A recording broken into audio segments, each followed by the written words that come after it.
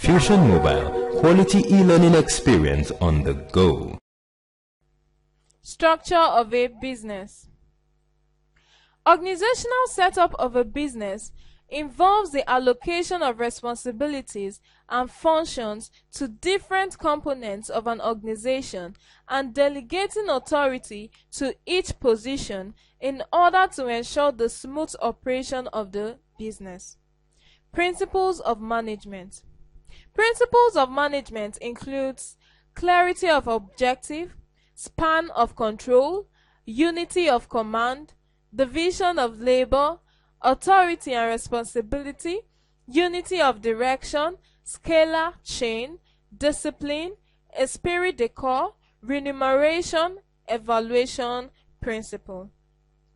Clarity of objective. The aims and objective of an organization, the strategies and means of achieving them must be clearly stated. This will make the employees strive towards achieving the planned objectives.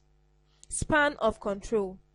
This is the number of subordinates under the direct supervision of a manager to ensure efficiency and effectiveness. The number of subordinates should be restricted to what is mentally possible for him to control. It should be kept as low as 3 to 6. Unity of command.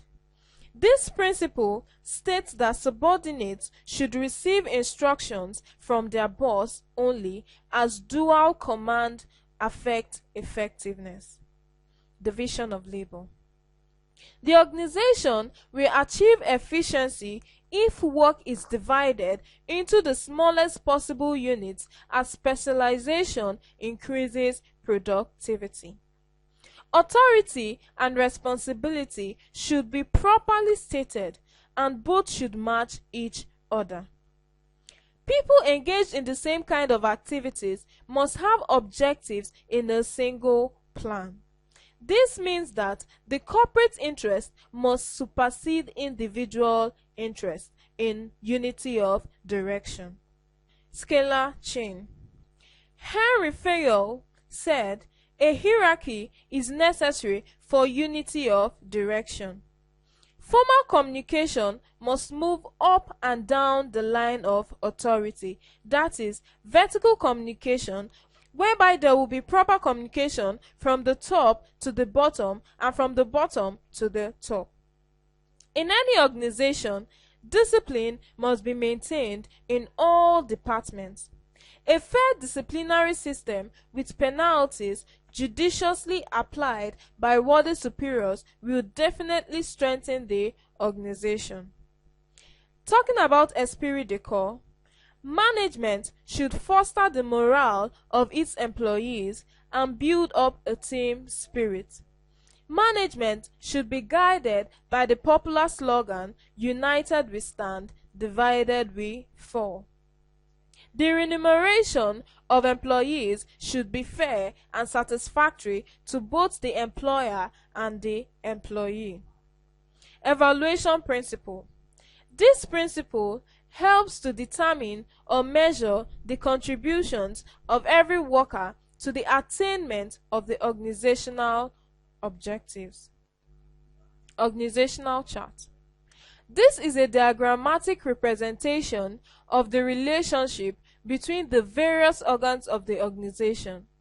It shows the line of authority and responsibility. Types of organizational structure. We have the line organization, functional organization, line and staff organization, committee organization. The line organization refers to the direct working relationship between the subordinates and the superiors, in which the line of authority and responsibilities flow from the top executives to the lowest subordinates. This type of structure allows authority to flow downwards and responsibility upwards. This means authority is greatest at the top and diminishes at each successive lower level of management. This type of organization is more suitable for small or medium-sized enterprises. This organization is simple and easily understood by the employees and management. Decision-making at all levels is made easy and simple. There is clear-cut identification of duties, responsibilities, and division of labor. Discipline is always maintained in this type of organization. It is based on the principles of unity of command and scalar chain. The functional organization. Functional organization is a setup where certain functional relationships exist between specialists or functional managers and line managers. For example, the personnel manager has a functional responsibility for all activities concerning personnel in all the departments of the organization, even though each employee has his own manager in their departments. The line and staff organization. This is a combination of line or direct executives and the specialist auxiliary services or functions, whereby a line organization engages experts who are to advise the line managers in the performance of their duties. Line executives do the actual work required in the operation of the organization, whereas staff are specialists who advise executives. There is efficiency through specialization in this type of organization. Decision making can be enriched because ideas can be shared. Technical experts are in a better position to advise the line managers on complex problems in this type of organization. The committee organization. In the committee type of organization, the management team is assisted by a number of standing advisory committees. This is common in many business enterprises. The advisory committee members are appointed to carry out special duties. A committee, for instance, may be set up to make recommendations or to execute projects. Authority, power, accountability, and responsibility in an organization. Authority can be defined as power which has legitimacy. It is the right to give people command or directive and to ensure compliance.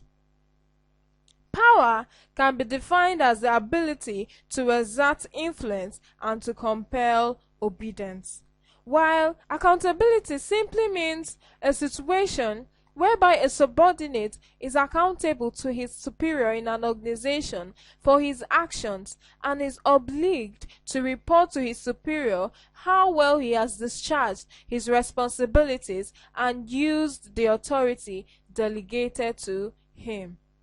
Responsibility can be defined as the individual obligations to carry out the duties assigned to him or her. It is the liability of a person to be called upon to account for the actions and results from assigned duty. Talking about span of control, the span of control or span of management refers to the number of subordinates a manager can effectively control or number of subordinates working with him. As suggested by Henry Fayol, span of control should be limited to between 3 and 6. Some factors that determine the span of control includes the nature of work, as complex jobs require more supervision and less number of subordinates, while routine jobs require less supervision but large number of subordinates. Other factors include the qualification, training and experience of the manager, the personality of the manager, the quality of the lateral communication, as this may enable the subordinates to get job done without constant reference to the superior for consultations. The size of the organization is another factor, the caliber of subordinates, demands on a manager's time in other jobs, frequency of interpersonal relationship between a manager and the subordinates are all factors that determine a span of control. Delegation of authority is the transfer of responsibility to a subordinate with sufficient authority to enable the subordinates carry out their assignment, while the superior will consider himself accountable for the delegated job. The larger the organization, the greater must be the extent to which delegation of authority is practiced. Principles of delegation include: 1. There must be balance of authority, responsibility, and accountability in an organization. 2. There must be clarity in the functions given to each department. 3. Responsibility cannot be delegated. 4. The principle of scalar chain of command must be clearly specified. There are reasons why a manager may refuse to delegate authority, and they include: 1.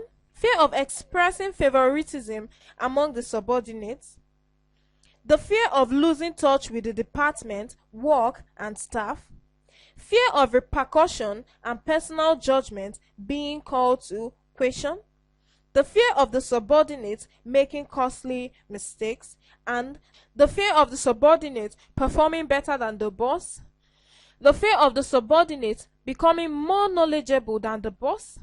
Sometimes, due to lack of capable subordinates.